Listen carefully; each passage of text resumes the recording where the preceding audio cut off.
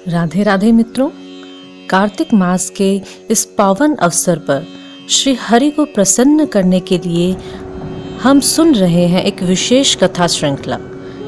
जैसा कि हम सभी को ज्ञात है कि इस पवित्र कार्तिक मास में श्री हरि की कथा सुनने से मनुष्य के सहसा कोटि पापों का नाश हो जाता है और श्री हरि का सानिध्य प्राप्त होता है। तो आइए इस पवित्र कार्तिक मास की कथा, इस श्रृंखला को आगे बढ़ाते हैं।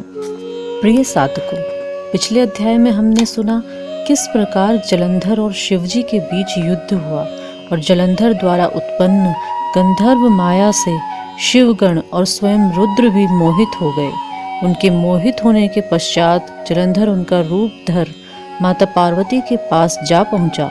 माता पार्वती उसे दानव समझ अंतर ध्यान हो गईं। आइए अब आगे की कथा श्रवण करते हैं। राजा पृथु ने कहा, हे नारद जी, अब आप यह कहिए कि भगवान विष्णु ने वहां जाकर क्या किया तथा जलंधर की पत्नी का पतिव्रत किस प्रकार भ्रष्ट हुआ। नारद जी बोले, जलंधर के नगर में जाकर विष्णु जी ने उसकी पतिव्रता स्त्री वृंदा का पतिव्रत भंग करने का विचार किया। वे उसके नगर में उद्यान में जाकर ठहर गए और रात में उसको स्वप्न दिया।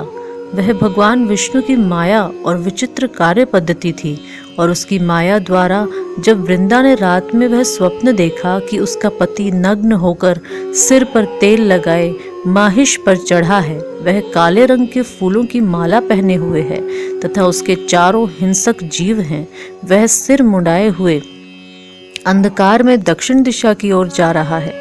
उसने नगर को अपने साथ समुद्र में डूबा हुआ इत्यादि बहुत से स्वप्न देखे। तत्काल ही वह स्वप्न का विचार करने लगी। इतने में उसने सूर्यदेव को उदय होते हुए देखा तो सूर्य में उसे एक छिद्र दिखाई दिया तथा वह कांतिहीन था। इसे उसने अनिष्ट जाना और वह भयभीत हो रोती हुई छज्जे, अटारी तथा भूमि कहीं भी शांति को प्राप्त न हुई। फिर अपनी 2 सखियों के साथ उपवन में गई, वहां भी उसे शांति नहीं मिली। फिर वह जंगल में निकल गई। वहां उसने सिंह के सामने 2 भयंकर राक्षसों को देखा, जिससे वह भयभीत हो भागने लगी। उसी क्षण उसके समक्ष अपने शिष्यों सहित शांत मौनी तपस्वी वहां आ गया। भयभीत वृंद उसके गले में अपना हाथ डाले उससे रक्षा की याचना करने लगी। मुनि ने अपनी एक ही हुंकार से उन राक्षसों को भगा दिया। वृंदा को आश्चर्य हुआ तथा वह भय से मुक्त हो मुनिनाथ को हाथ जोड़कर प्रणाम करने लगी। फिर उसने मुनि से अपने पति के संबंध में उसकी कुशल क्षेम का प्रश्न किया। उसी समय 2 वानर मुनि के समक्ष आकर हाथ जोड़ खड़े हो गए और ज्यों ही मुनि ने भ्रिकुटी संकेत किया त्यों ही वे उड़कर आकाश मार्ग से चले गए। फिर जलंधर का सिर और धड़ लिए मुनि के आगे आ गए। वह अपने पति को मृत जान वृंदा मूर्छित हो जमीन पर गिर पड़ी और अनेक प्रकार से दारुण विलाप करने लगी। पश्चात उस मुनि ने कहा, हे कृपानिधे, आप मेरे इस पति को जीवित कर दीजिए। पतिव्रता दैत्य पत्नी ऐसा कहकर दुखी श्वासों को छोड़कर मुनीश्वर के चरणों पर गिर पड़ी। तब मुनीश्वर ने कहा, यह शिवजी द्वारा युद्ध में मारा गया है, जीवित नहीं हो सकता, क्योंकि जिसे शिव भगवान मार देते हैं वह कभी जीवित नहीं हो सकता। परंतु शरणागत की रक्षा करना सनातन धर्म है, इसी कारण कृपा कर मैं इसे जिलाए देता हूँ। नारद जी ने आगे कहा, वह मुनि साक्षात विष्णु ही थे, जिन्होंने यह सब माया फैला रखी थी। वह वृंदा के पति को जीवित करके अंतर ध्यान हो गए।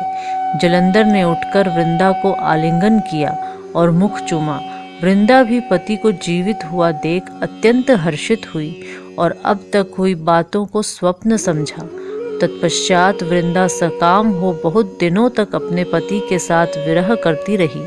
एक बार सूरत एवं संभोग काल के अंत में उन्हीं विष्णु को देखकर उन्हें पीड़ित करती हुई बोली, हे पराई स्त्री से गमन करने वाले विष्णु, तुम्हारे शील का धिक्कार है। मैंने जान लिया है कि मायावी तपस्वी तुम ही थे।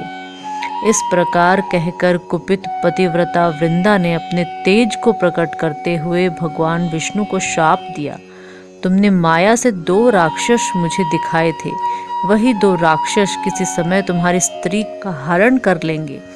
सर्पेश्वर जो तुम्हारा शिष्य बना था, यह भी तुम्हारा साथी रहेगा। जब तुम अपनी स्त्री के विरह में दुखी होकर विचरोगे, उस समय वानर ही तुम्हारी सहायता करेंगे। ऐसा कहती हुई पतिव्रता वृंदा अग्नि में प्रवेश कर गई। ब्रह्मा आदि देवता आकाश से उसके प्रवेश देख रहे थे। वृंदा के शरीर का तेज पार्वती जी के शरीर में चला गया। पतिव्रत के प्रभाव से वृंदा ने मुक्ति प्राप्त की। तो ये था 17वां अध्याय। हरे कृष्ण। तुलसी की प्रदक्षिणा करते समय हमें इस मंत्र का उच्चारण करना चाहिए। यानि कानि च पापानि ब्रह्महत्यादिकानि च तानि तानि प्रणश्यन्ति प्रदक्षिणा पदे पदे। आइए अब इसके भाव को समझते हैं। जो भी व्यक्ति तुलसी महारानी की प्रदक्षिणा करता है, वो उस प्रदक्षिणा के दौरान पद पद पर उसके समस्त ब्रह्म हत्या जैसे बड़े बड़े पापों का भी नाश हो जाता है। तो इस प्रकार कार्तिक मास में आप तुलसी पूजन और प्रदक्षिणा कर सकते हैं। आइए अब तुलसी महारानी जी की आरती करते हैं। तुलसी महारानी नमो नमो, हरि की पटरानी नमो नमो, धन तुलसी पूर्ण तप कीनो, शालिग्राम बनी पटरानी नमो नमो, जाके पत्र मंजरी कोमल, श्रीपति कमल चरण लपटानी नमो नमो, तुलसी महारानी नमो नमो, हरि की पटरानी नमो नमो। कौन से महीने बोई तुलसी रानी, कौन से महीने हुई हरियाली नमो नमो, कौन से महीने हुई तेरी पूजा, कौन से महीने हुई पटरानी नमो नमो। आषाढ़ मास बोई रानी तुलसा, सावन मास हुई हरियाली नमो नमो, कार्तिक मास में हुई तेरी पूजा, मंगसिर मास हुई पटरानी नमो नमो। धूप दीप नैवेद्य आरती, पुष्पन की वर्षा बरसानी नमो नमो, 56 भोग 36 व्यंजन, बिन तुलसा हरि एक ना मानी नमो नमो। जो तुलसी को सवेरे गाए, श्री कृष्ण के दर्शन पाए नमो नमो। जो तुलसी को दोपहर को गाए, खीर खांड का भोग लगाए नमो नमो। जो तुलसी को सांझ को गाए, श्री कृष्ण की आरती उतारे नमो नमो। जो तुलसी को रात को गाए, श्री कृष्ण के चरण दबाए नमो नमो।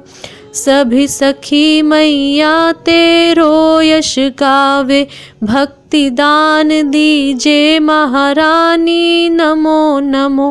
तुलसी महारानी नमो नमो, तुलसी महारानी नमो नमो, हरि की पटरानी नमो नमो। जय तुलसी मैया। अगर आपको ये वीडियो अच्छी लगी हो तो इसे अपने मित्रों और परिवारजनों में शेयर अवश्य कीजिएगा। और यदि प्रतिदिन आप इस प्रकार की कथाओं का श्रवण करना चाहते हैं तो आप हमारे इस चैनल को सब्सक्राइब करें और नोटिफिकेशन के लिए बेल आइकन प्रेस करें। मिलते हैं बहुत जल्द ही इसी प्रकार की कथाओं के साथ। हरे कृष्ण।